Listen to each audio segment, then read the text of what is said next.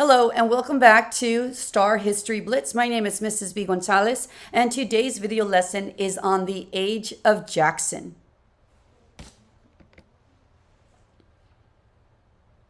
Here are a couple of the key points that we will be going over today.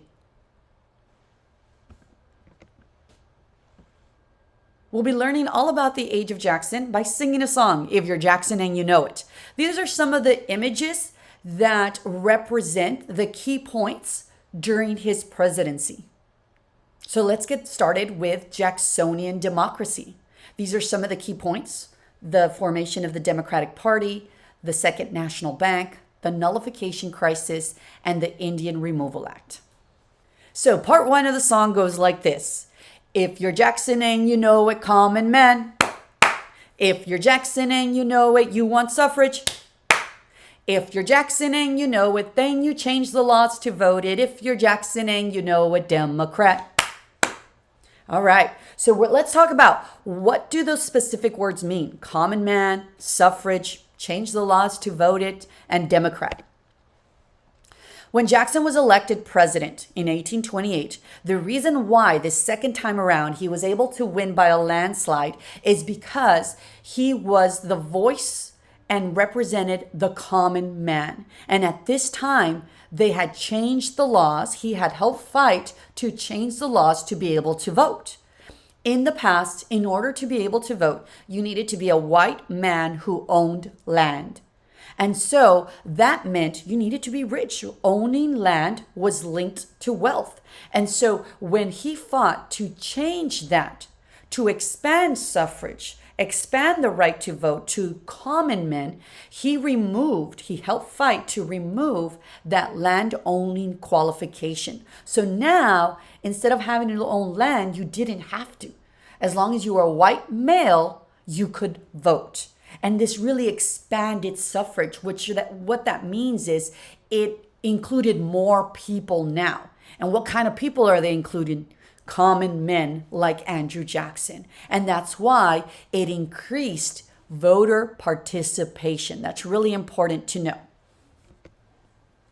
Now, when Jackson becomes president, he hates the bank system, the national bank system. He believed that it only favored the wealthy, that it was unconstitutional. And so what he did is he refused to renew the charter. And he said, you know what, we're not going to be putting our national United States deposits there anymore. So basically, he destroyed the Second National Bank. A lot of people started to call him King Andrew because of the power that he was using, right? It was unrestrained, meaning nobody was stopping him. He had so much power, a little bit like a king, right? A tyrant doing whatever he wanted to do. So he destroyed the Second National Bank, and people even drew political cartoons of him, referring to him as King Andrew because of his unrestrained powers. So second part of the song, if you're Jackson and you know it, you hate banks, which we know why. If you're Jackson and you know it, you are spoiled. If you're Jackson and you know it, then you gave your friends some jobs. If you're Jackson and you know it, you're the king. So let's talk about some of the stuff we don't know. We already know why he hates banks and what he did. We already know why he's called the king. But what about spoiled and you gave your friends some jobs? So what he did is he fired the cabinet and he put his own political supporters. Even if they didn't know how to do the job, even if they were unqualified, he put them there. He said, hey, you used to be a plantation owner, but now you're head of the Secretary of State.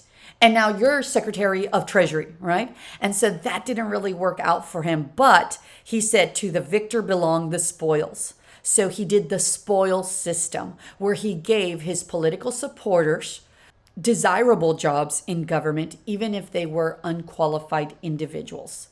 This kind of backfired on him, and he ended up having to bring back the cabinet he had fired, and they would meet secretly in the White House kitchen to actually make those decisions. That became known as a kitchen cabinet. You get it? The next and really important part of his presidency was known as the Nullification Crisis. A crisis is a time period where something bad is happening, right? And so we're going to be talking about what was this crisis. In 1828 and in 1832, there was a tariff that was issued. A tariff is a tax on imported goods. And what this does is that it helps the North and it hurts the South. It protects American industries. Those are in the North, right? Factories are in the North. So it makes buying manufactured goods more expensive. Who's buying those goods? Well, the South. So who's losing money? The South. John C. Calhoun, the United States Vice President, was against this tariff. And he said, no, this tariff is unconstitutional. It hurts the South. We do not want to follow it. And by we, he means South Carolina and the majority of the South. They even threatened to secede. They said, if you don't nullify, if you don't cancel this federal law, then we're going to leave the United States. All right? And so that time period was known as the Nullification Crisis. The time when the question they were asking was, does a state have the right to nullify or overturn a federal law? Well, the answer is no, right? If it's a federal law, everyone must follow it, and states cannot pick and choose which law they want to follow, right? So that crisis again, the question everybody was asking, does a state have the right to overturn or nullify a federal law? That was the Nullification Crisis.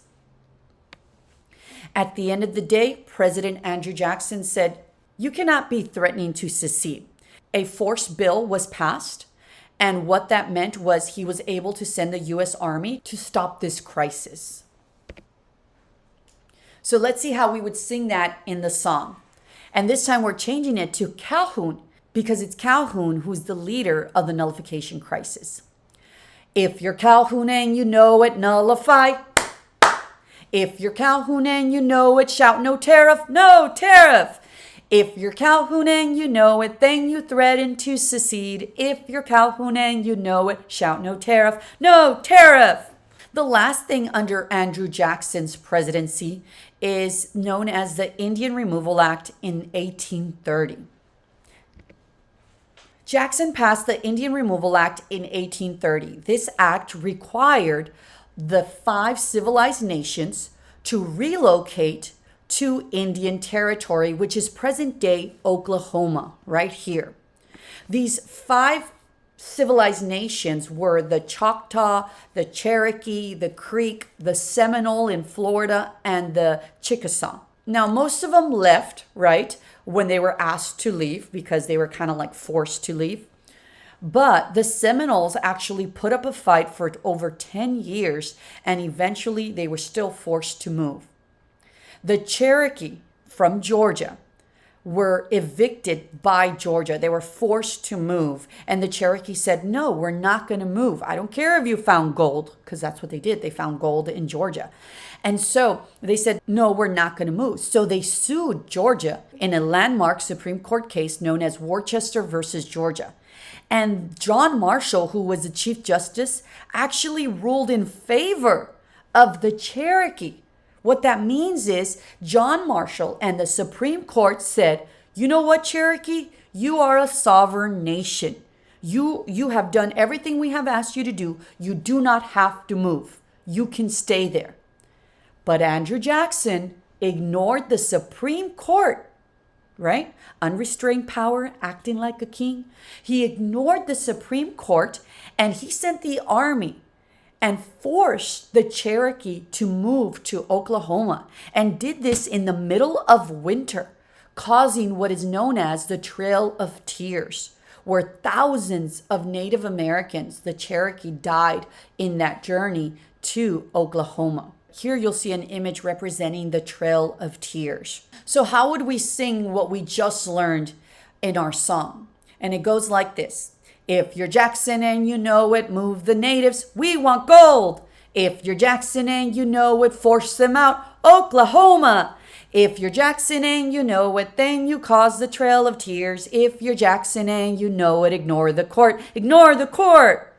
So these words should make sense. Move the natives. Why? Well, one of the reasons was they found gold in Georgia.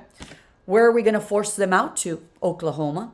What did Jackson end up causing? The Trail of Tears. The Cherokee were forced to move. Why did he ignore the court? Because Worcester versus Georgia ruled in favor of the Cherokee, and he ignored the court because he acted like a king. That concludes the Age of Jackson. Make sure that you go back, you listen to the song, you sing along, and you learn the song, because you will remember all of the key points for the Age of Jackson. Thank you so much. My name is Mrs. B. Gonzalez, and we'll see you in the next one.